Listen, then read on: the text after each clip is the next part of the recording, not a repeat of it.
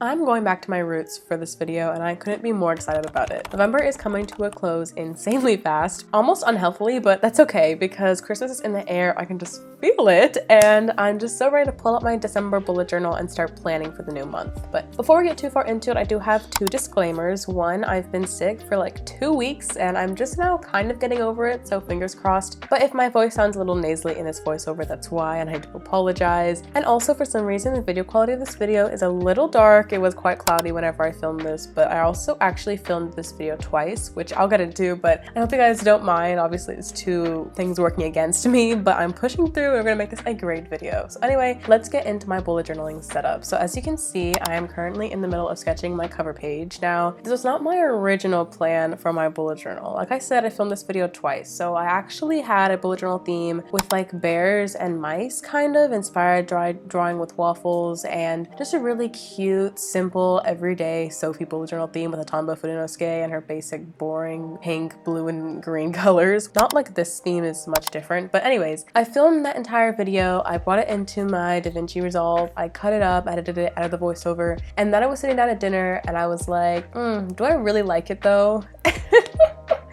Literally, my timing could not be any worse. Why did I wait till I finished the entire video before I decided to redo it? But anyways, I was inspired by Lila Journals, who is on Instagram and YouTube. I absolutely love her work, and I was watching a couple of her videos and I was like, yeah, I need to do something more similar to this. So I completely scrapped my original idea, flipped the page, and started sketching out a new December theme. And so now we have this lovely reindeer on the cover, and I'm absolutely so obsessed with this. So I'm really happy that I decided to do something a little different and try again. You know, we all make mistakes. We all have those days, lol, but I'm just super happy with it turned out. So basically I was driving in the car and I had inspiration. I was like, what do I want on this cover page? Because I know I wanted something vaguely Christmassy, but not like Christmas trees and ornaments and stuff screaming in your face. And so I had the idea of doing a reindeer, and not like a one with a red nose, but it still kind of gives the vibes of Christmas. And so I started sketching it in the car, and now we have this gorgeous reindeer on this cover. Oh my gosh, I think she's just a majestic queen. Honestly, not to toot my own horn with my drawing skills, but I did have a reference picture, so I'll put it here on the screen so you guys can kind of see what I was looking at. But yeah, I just think overall with the sparkles and the moon and the clouds, which are also inspired by Lila Journals, and just generally putting them all together makes this look like a super delicate and elegant theme. To be honest, I almost wanted to do color in the sky, like navy blue, to really elevate like a glowing reindeer at night, but that would be way too much ink on this paper, so I did not go that far. But yeah, I just in general, I love the way this cover page turned out. Another thing that I did a little differently than usual, if you've been watching my channel for a while, you know that I have not really been uploading much bullet journaling content, which is something that I'm thinking about getting a little more into because I do miss that part of my channel. But anyways, my past two bullet journaling setups have been at times when I was either very busy, like in October, or very unmotivated, like in November. So I basically just did one big collage page and then a Dutch door for the rest of the month, and so everything was already planned out whenever the month started. However, I really have been getting the itch to get back into like really detailed bullet journaling and putting so much time and effort into it, since this is something that plans out my entire life, that I use literally every day and deserves my time and effort. And I've also been getting into more motivation to draw and get my art skills back, and so I think taking the time to really make these spreads personalized and detailed and elegant and something that I want, even if it means redoing an entire freaking setup, then I think it's worth it because I know I'm going to be using this for the next month and I'm really going to just love coming to these spreads every day. I don't want to keep talking about my drawing too much, but I do want to say that usually whenever I do these setups, I use a tombow Fudenosuke hard tip for all of the line art, but I actually went out and restocked my Sakura Pigma Micron sets. They're getting very old, but I got a lot more of the 01s, which is the smallest size that they have at my Walmart. I almost wanted smaller, but looking at it now, think it was the perfect size, and that's what I used to do all of the line art in this video. So actually all of the boxes are also done in this as well, and I feel like it was a little too thin for me at first, but I got used to it, and now looking at it as a whole and the way that it contrasts with the tombow Fudenosuke for the calligraphy, I think just in general it was a very good decision to make, to keep the line art very small and delicate. And I think overall it just makes your spread seem a lot more minimal because there's less chunky line art taking up the entire page, and that is exactly the feeling that I was hoping to get with this setup, just like dainty. And yeah, I've already used enough adjectives to describe the setup. I feel like you guys know what I'm talking about at this point, but overall that was just a change that I made that I think is very notable. So as you guys saw, I obviously left coloring in my reindeer very last, and honestly it looks worse on camera than it does in real life. One thing about water-based markers is that they do become very streaky whenever you layer them with each other, which is why I prefer alcohol, but of course you can't use that in a bullet journal because it would bleed through. But just take my word on it when I say that the shading is so much more blended out in person than it is on camera. My new phone is just way too detailed and loves to pick up the little overlaps in the marker, but it was definitely a challenge trying to figure out how to make it look realistic but not too realistic that like it was almost unachievable. But I think I came to a good balance with the marker, and overall you'll see me do the same technique again with this deer in the corner of the second page, which we've moved on to, and so that technique I will talk about a little more then. As we move on to the second half of this video, I do want to say, if you like what you're seeing, you like my bullet journal, and you have not subscribed, girl, what are you doing?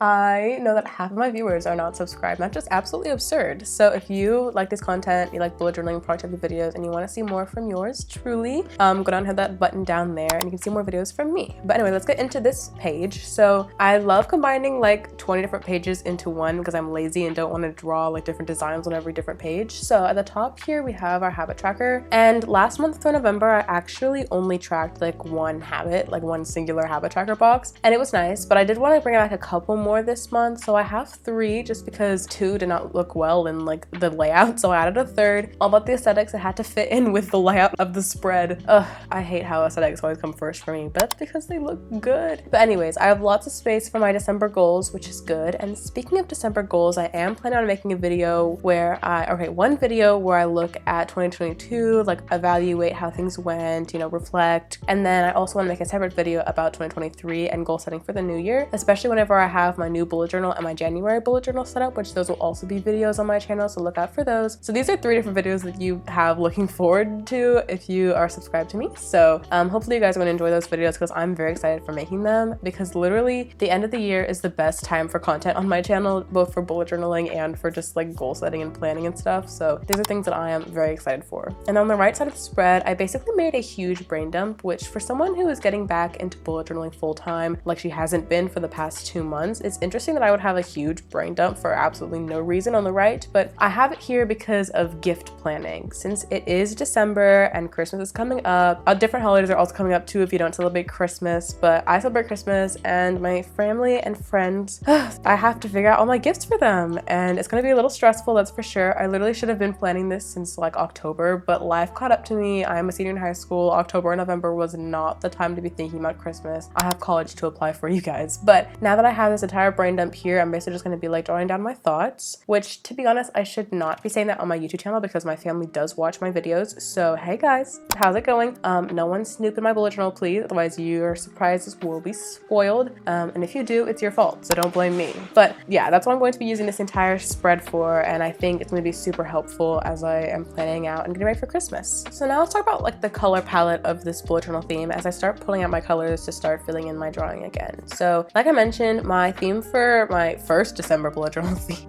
gosh, that's so funny to me, was like blue and greens and pinks, and that kind of did not change. But I also realized that has been my color palette of my bullet journal since September. Like I've only used like muted pinks and browns from the same freaking Crayola set, and then like a certain green Tombow, and then, you know, some other different colors. But like those are like apparently my new favorite colors because I use them 24/7, and someone hold me accountable for using something different for January. I don't even care what it is, but I have to use a different color because it is getting a little bit annoying and tedious using the same colors in my bullet journal, to the point where even though they're my favorite colors, I'm getting annoyed by it, and that's unhealthy. So whenever I was planning out my theme, like colors for this new reindeer theme, I was like, okay, do I want to use the same colors? Yes. Should I restrain myself? Yes. And it only half worked because I still pulled out that green, I still pulled out that lovely tan that I use for every single freaking theme, but I also have this like darker reddish brown that I used for the shadowing of the reindeer. That's also kind of how I first planned out my theme, as I drew the reindeer separately and like put shadows on it to kind of see how I was going to do that, and then use those browns in the theme as well. And I realized that one of the browns that I was using for shading looked almost red if you squinted the right way, and I decided to squint. So I'm using it in my bullet journal, you know, for like the headers of the habit tracker and the calendar and stuff. And I feel like since I colored that same brown in for the roses as well on this page next to the word goals, it almost kind of hints of it being like a pink as well as a brown, depending on like how the light light hits it, you know what I mean? So overall, they're almost the same colors, like I said, pink and green, but I'm using a darker version because it's winter, so you should use darker versions of things, and it also matches the shading of the reindeer. So I think in general, everything kind of is cohesive and goes together, and I may be like pulling a couple strings to get there, but you know what? It's my bullet journal. I can do what I want, and hopefully for January, I will decide to pull a different color palette because the Lord knows I need to stop looking at green and pink or my eyes are going to fall out of my head. So moving on to the weekly spread, I only did a half weekly spread because there are only 4 days for the first week of December. I was going to do like a Dutch door where I pulled out 4 days and I also added the 7 days for the next week, so I had 11 days in the full spread. But I also realized that I've literally been doing Dutch doors since October 1st and I'm kind of tired of those as well, so I'm trying to bring back my old weeklies where I spend time every Sunday making a new weekly spread. No promises on how well it's going to work because I am still a super busy girl, but hopefully if I spend like 1 day making 2 spreads and then winter break will start halfway through December, so I'll have even more time to journal. So I'm thinking I will have time to make weekly spreads. But anyways, I feel like this half spread is still really cute though. I kind of love half spreads every now and then because it's just like keeping an entire spread of decoration and design but concising it. Is that a word? Like